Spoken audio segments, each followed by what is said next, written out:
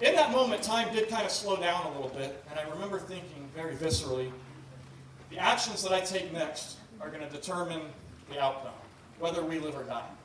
But the thing to take note of is that's the only thing that I had absolute control over. And in life, in war, in any competitive environment, there's all sorts of circumstances that we can't control at all, but we get focused on those things. And then we're reactionary according to those things, to how they make us feel. I can sit there and feel sorry for myself because, well, I don't have the guys I would normally have. Or, man, I'm supposed to be in Disney World right now. And those thoughts do come to you. But what mentally tough people do is they interrupt that cycle. Right? And they insert thought and action of value, regardless of how they feel, regardless of what's going on around them. Our response will have value or no value, and to me, it's that simple. So the best way to be mentally tough is you shift your focus, right? Your emotions are what they are, but you shift your focus into two things, the process and the people around you. And that's what wins the day. And I remember as I was laying there trying to figure out what I should do next with rounds coming in on both sides of me and over my head is, what can I affect?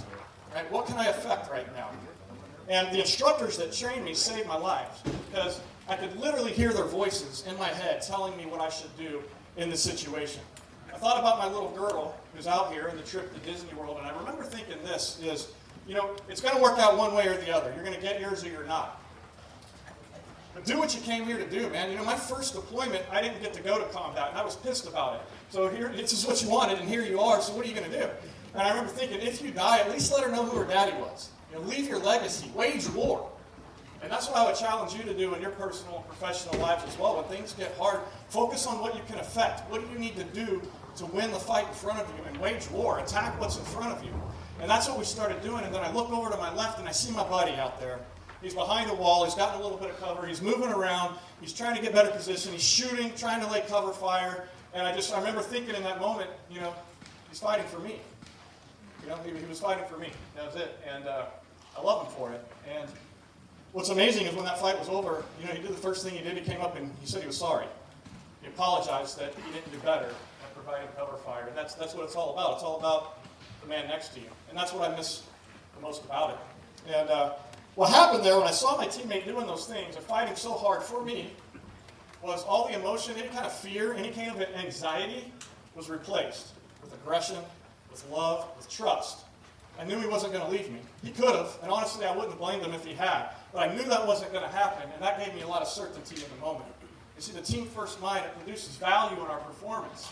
It replaces all those negative emotions with the ones, you shoot at me, you better not miss, right? But you shoot at my buddy, and I will spend the rest of my life hunting you down, because that's the lifestyle that we live. And the team first mind is very valuable. When you look at a man and you know he would die for you like that, you trust that man. And that's what gives you the courage. And every day we show up to operate, we can operate out of a couple of motivations, in my opinion. Service or status. Status meaning I want to be a big deal and receive recognition from other people. And it drives failure. And the reason why is because I can't force, it's like I couldn't force an outcome there. I could influence it. I can't force what other people think or say about me. Right? And it drives failure. It creates pressure. Where pressure once did not exist, it was born right there. That evolves into stress. And it breaks us down. And I learned this really in sniper school. I got